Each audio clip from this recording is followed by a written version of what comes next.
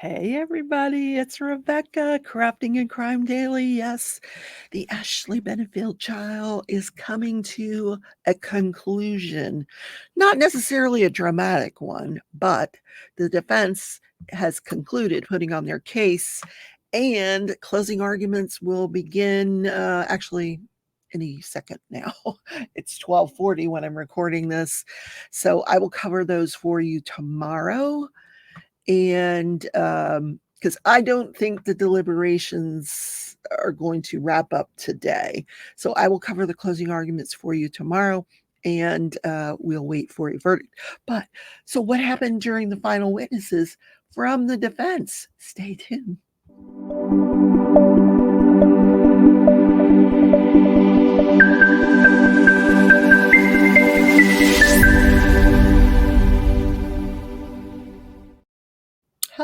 Hello, welcome back to the channel. So today I have been working on my sweater. This let me show you the yarn, because the yarn is so gorgeous. You guys are tired of seeing this yarn. You're like, that again? Yes. This Halo Colorama. Oh my gosh, everything's coming apart. This Halo Colorama.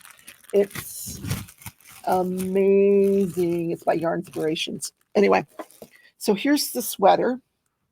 Start of the sweater. Look how beautifully that goes from one color to the other. Ooh, it's going to be so warm during the winter. And look at the halo on that. Look at that. Anyway, that's why they call it Halo Colorama. Okay, enough about crochet. Let's get to the Ashley Benefield case, the Black Swan murder, which has nothing to do with this case except that she used to dance professionally as a ballerina. So the defense first witness, and the reason this has taken so long is because on Friday they had to have what they call a Dalbert hearing, because the defense wanted him to talk about a concept called battered women's syndrome, which has some nuances that are a little different than domestic violence. I couldn't tell you what those differences are. I don't think the judge could tell you either, but the judge did say that he could testify regarding domestic violence, but not this battered woman syndrome. And that's what the Dalbert hearing is all about, is to test to see if the information that this expert is espousing is commonly accepted. Is it something that's been testified to in courts before, or is it junk science? We don't know enough about this battered woman syndrome to really say yes or no. So he said, I'm going to let you talk about domestic violence. So that was Friday afternoon. So first thing Monday morning, he's ready. He's Johnny on the spot. He's going to testify about domestic violence. And he's got this big, on the screen, this big wheel. He calls it, some name, wheel of control or wheel of fortune, or unfortune. And he says that, and each one is a layer in this power struggle between the offender and the victim, and the abuser will use control and power to over the victim, to the extent that they need to control the victim. He said, and then the abuser will find a way of coping to avoid angering the abuser. Now, it is called domestic violence, but doesn't necessarily mean there's violence involved. It could be intimidation, it could be coercion, it could be lots of things. So one of the things he talked about, this affects every socioeconomic group. He's seen male abusers. This is predominantly male abusers, but there are female abusers, he said. There are, which got me thinking, like, wonder if this could have gone, if the tables were turned here. I don't know. But one of the things they have, one of the traits that these abusers would have is obsessive jealousy. And it does seem like Doug had a little bit of that, because he sends her on a cruise at one point with her mother and a friend. And during the cruise, he's texting her about how jealous he is of men on the ship, and it gets really bizarre, the texting. He says that these abusers, they don't have the ability to have empathy, especially with animals and children, and they perceive them as objects. So, I have empathy with my dog, and I love my dog, and nothing's ever going to happen to my dog. If I have anything to say about it, but these people that have no empathy, these are objects. So they just, they'll abuse the animals to control the victim, and that's what we do see in this case. That yeah. And he said there could be appeasement on a huge scale. So he was not allowed to testify about his opinion of this case, because he had never, although he had talked, he spent probably 15-20 hours talking to Ashley Benefield. He says a lot of that was counseling. He didn't do it for the purposes of rendering a report and testifying and diagnosing and all that. Because he's a psychologist, former cop who went back after he had a 20-year legal career, as a police officer, and then goes back to college and becomes a psychologist. How cool is that? And his specialization is this domestic violence. So take a listen. So he's, instead of testifying about this case, the defense is allowed to ask him hypothetical questions. Well, what if this and this and this occurs? Is it this? So listen to this series of questions and answers. So, Mr. Ferris, I'm going to give you a series of hypotheticals, and I'd like you to tell us if it's consistent with abuse. Yes, sir.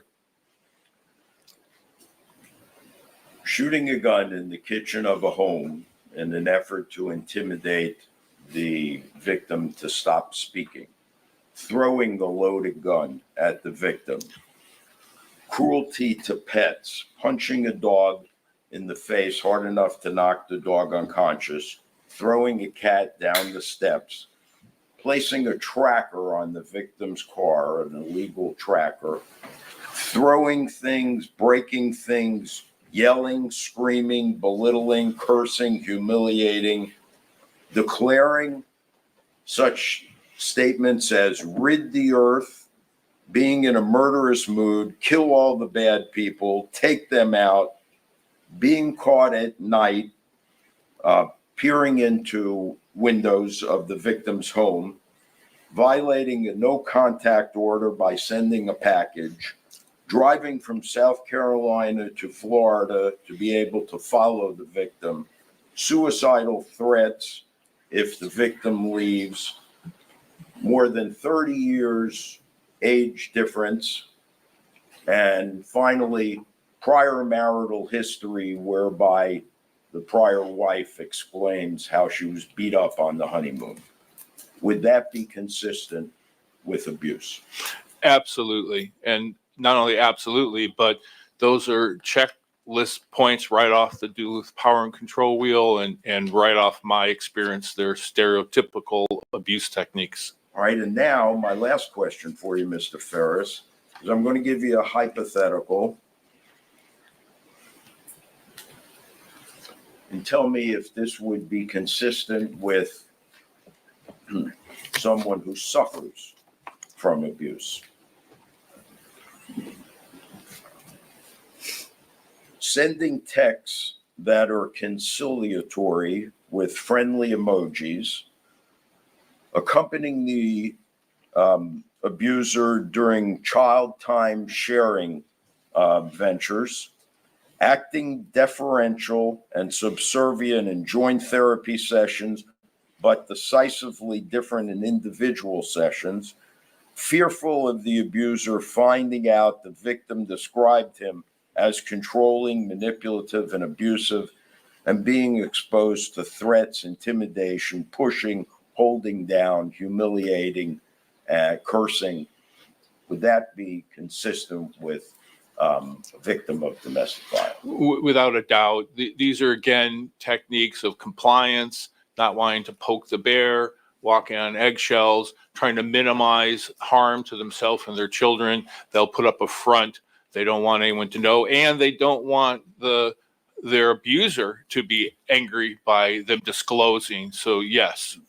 Lastly, one other factor I neglected to mention: would a video of the abuser and the abused at a restaurant with the child and another adult, whereby they are all acting happy, be consistent as well?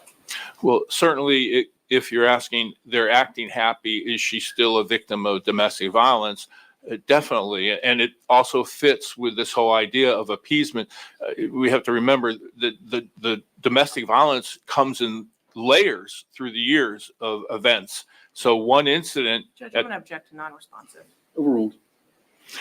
So that behavior isn't just a spot image right then. What's going on inside her? Why is she acting that way? That's what I would ask clients. That's what we're looking for. And if it's truly a victim of domestic violence, she'll be in this appeasement mode to try to please him and not disclose the abuse, to get along sort of description. My final question, as it relates in general to domestic violence: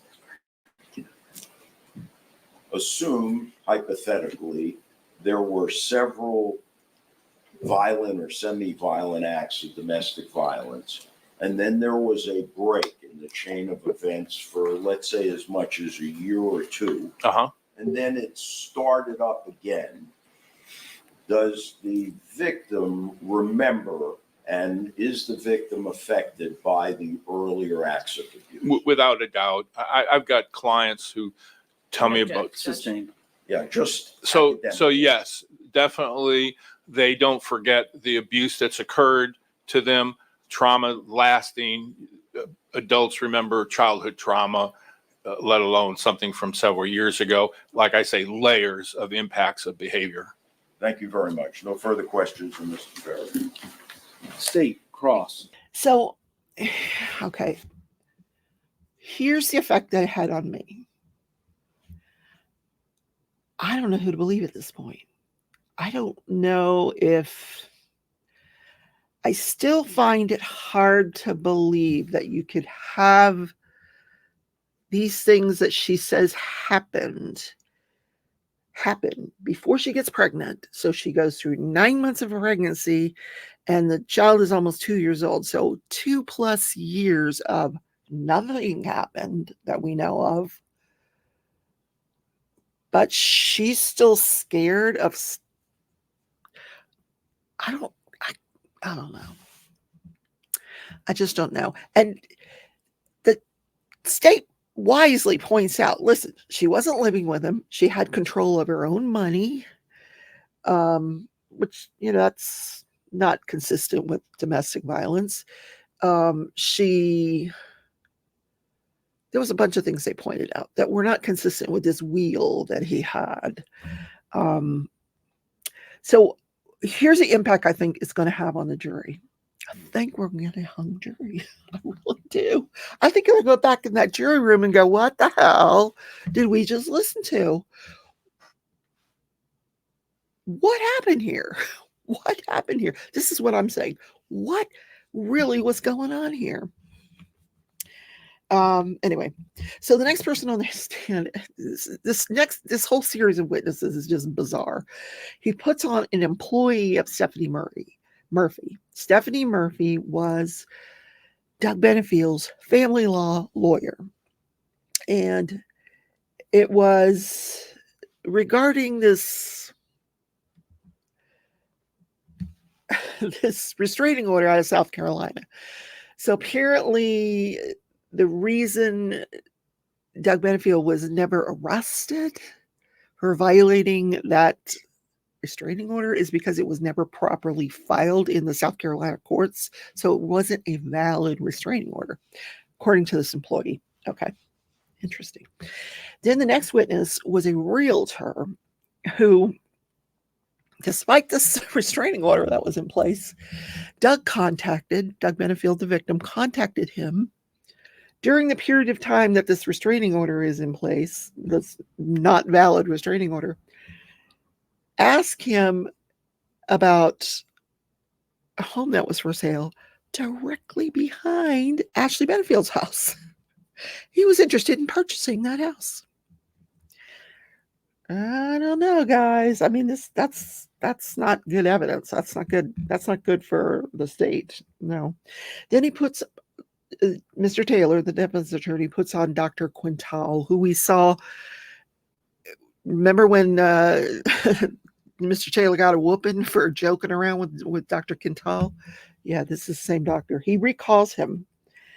And he was trying to get him to say that after meeting with Ashley, meeting with Doug, and meeting with them together, what was your analysis of Doug? And he says, I don't diagnose. I treat trauma. He says, somebody can come to me with obsessive compulsive disorder. I'm not treating obsessive compulsive disorder. I'm treating the person. And my job in this case, I specialize in trauma resolution. I need to find out what's going on with these people and why it's not working. What's not working here? So the state kept objecting when the defense attorney would ask him about his opinion regarding Doug. So finally, to get past all of the objections, he has him qualified as a psychology expert in psychology. And then he asked him, he says, well, it was my opinion that Doug was domineering, super controlling, and overly dedicated to want this marriage to work out, despite the disparaging stuff that she would say about him. Then on cross-examination, the state got him to admit that opinion was based on things that Ashley Benefield had told him. And he did say that he felt like Doug Benefield was a stereotypical alpha male. And that Ashley said she was scared of him. Okay. So the next witness, Detective Justin Warren, he works for the Manatee County Sheriff's Department. And at the time of this murder, and I'm calling it murder, he was the lead detective. The state did not call the lead detective. Now, he starts asking him, well, he actually starts arguing with him. You talked to the medical examiner, right? Yes. And before you authored the arrest warrant, the arrest affidavit. And he's like, yes. And he was shot in the front. He approached her from the front. And he's like, no, it was from the right side. And they're like, so finally the sidebar ends up where the judge asks the jury to leave, and then we get to hear the arguments. And the state says, they're calling this guy for impeachment. You can't call somebody that wasn't called by the state just so you can impeach them. It's just not allowed. The rules don't allow that. And the judge agreed. And so the defense attorney went through all the questioning that he wanted to do with this witness. And apparently in this arrest affidavit, he, in addition to saying it's the front and not, or it's the side, it's the front, it's the side, or whatever, he calls it a murder. And, he thinks every homicide is a murder. And the judge was like, this is all impeachment. We're not going there. I'm denying it. You're not going to ask any of these questions. What else you got? Well, I want, we asked for his file, and he certified everything as a business record. And in those business records is the DNA report. So if you may recall from last week, one of the crime scene analysts had taken swabs and swabbed Ashley Benefield's arms and hands to see if there was anything from Doug on there. Well, we never heard the results. They never put a DNA analyst on the stand. And if you're going to hear results, that's how you hear them. You don't ask the lead detective to pull a piece of paper out of his file and read the results. It's just not done that way, because you have to establish chain of custody. Where did those swabs go to? How did they get to the lab, and what happened at the lab, and what are the methods, and what are the error rates, and explain, DNA is very complicated, and having the police officer just read the report in front of the jury would confuse the jury, and it's just not happening. So the judge's like, no, we're not doing that. We're not doing that. But it did come back with Doug's DNA on it, I can tell you that, which supports her version of the story, saying that she tried to leave and he grabbed her and said, you're not leaving. Okay. So no DNA evidence coming in. Nope. Next witness, Michael Haig, a forensic scientist who talked about the trajectory of the bullet. And he was very verbose. And I'm thinking, what in the world is this guy going to say? And long story short, very long story, he said bullet entered from the right, like from this. He had to have been standing like this, not this. No further questions. Thank you very much. Next person, Dr. Emma Liu, Associate Medical Examiner, University of Miami, under Josh Davis. Yep. Know him well, forensic pathologist. So she was asked to look at everything the forensic pathologist looked at and determine her opinion on the likely scenario of which shot occurred when. So her theory was that the first shot hit his right arm. It went past his right arm. It was more of a graze. Then the second shot went into his chest, and that bullet travels through his spinal cord. She said it shocks the spinal cord, and when it does that, it paralyzes him, and he goes down and hits his head, and his feet go up, and that's when his leg was shot. Now, on cross-examination, she admitted that there are other scenarios. That's just the one she went with. There could be other scenarios that would explain how these things happen. And one thing that was pointed out that I thought was really, really good on behalf of the state is if you're all of a sudden paralyzed and you're in the process of like movement, like a forward movement, your body's going to keep going forward. Your legs are going to stop, but your body's just going to keep going forward. You're not going to fall backwards and hit your head. So who knows what happened in that room? Who knows? That was the defense's case. We're done. No further witnesses. Then he had some, they told the jury to go out and take their break, and he wanted to re-argue this whole thing about the DNA coming in, and the judge was like, no, not coming in. Yeah. So they did some jury instructions arguing, and then this morning they made sure all the jury instructions were good, and the judge, well, even before that, they put one witness on. The state put one rebuttal witness on, and that was Eva Benefield, to authenticate 2 photos of her father, what he looked like, very muscular guy, and one to ask if he was right or left-handed. I don't know why they were asking that. And that was it. He was right-handed. I don't know why he was asking that. I'm sure we'll learn during the closing arguments.